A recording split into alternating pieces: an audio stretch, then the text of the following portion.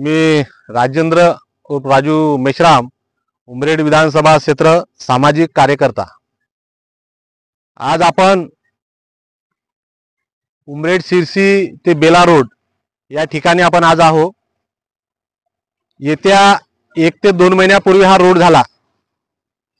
झाला आणि ह्या रोडाची क्वालिटी पहा। हा सगळं जे आहे हा डांबर पूर्ण वरत आला, पूर्ण हा डांबर वरत आला, हा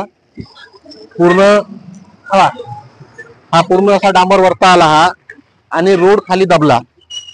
आता मनाचं का ह्या शिरसी गावामध्ये काँग्रेसचा जिल्हा परिषद सदस्य आहे, समोर बेल्यामध्ये तिथं सुद्धा जिल्हा परिषदचा सदस्य आहेत आणि इथचा जो शिरसीचा जो जिल्हा परिषद सदस्य आहे त्याला आमदार व्हायचा आहे। मला हे म्हणायचं आहे की त्याला आमदार व्हायचा आहे, तो आपल्या घरासमोरचे रोडामध्ये जे कंस्ट्रक्शन झालं आहे, बांधकाम झालं त्या रोडचं, तो रोड पूर्ण फुटून गेला, तो आपल्या घराजवळचं काम बरोबर पाहू शकत नाही। या माणसाला आमदार बनवून उमरेड विधानसभाचा विकास करायचा आहे। आणि इथं जे आमचे एकनाथजी शिंदे साहेब आहेत, जे आमचे मोठे सोयरे, हे म्हणतात का जो भी कोणी रस्त्याच्या कामामध्ये जर अडथळा करतील त्याच्यावर कारवाई करा, त्यांना अंदरमध्ये टाका। शिंदे साहेब मोठे सोयरे हो, कोणी अंदर टाकाचा विषय नाही आहे। तुम्ही हे जे ठेकेदार आहेत ना, ह्या ठेकेदारावर तुम्ही पहिले कारवाई करा यांच्यावरती, यायला जेलात टाका। आणि या ज्या ठेकेदाराने जे काम केलं आहे या साल्यांचं लायसन काळ्या यादी पण टाका, ह्या भडव्याला जेला पण टाका।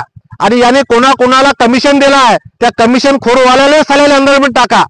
या उमरेड विधानसभेमध्ये काँग्रेसचा आमदार होऊन गेला, बीजेपीच्या आमदारांनी 10 वर्ष काढले, काँग्रेसच्या आमदारांनी 5 वर्ष काढले, 2 आमदार काँग्रेसचे झाले, दोन खासदार काँग्रेसचे झाले आणि 2 खासदार शिवसेना बीजेपीचे झाले। तरी सुद्धा ह्या रस्त्याचे जे हाल जे होणार आहेत यांना शर्मा वाटायला पाहिजे या साल्याले, का बार मी कसा उभा राहू आणि कसा या उमरेड विधानसभेच्या जनतेले मत मागू। जेवढे रोड बनवण्यापेक्षा तेवढे साल्याने तेवढ्या फास्ट मध्ये रोड फुटून गेले। या लोकांनी डांबर टाकलं का तेल टाकलं का पाण्यामध्ये रोड बनवून राहिले आणि सगळ्याचा सगळा पैसा साले आपल्या खिशामध्ये टाकून राहिले। आणि या साल्याने पुन्हा डबल आमदारकी बनवून आम्हाला आमदार बनवा म्हणतात। ह्या उमरेडच्या जनतेने यायला साल्याला उभा राहायला मारायला पाहिजे, एवढं बोलतो मी।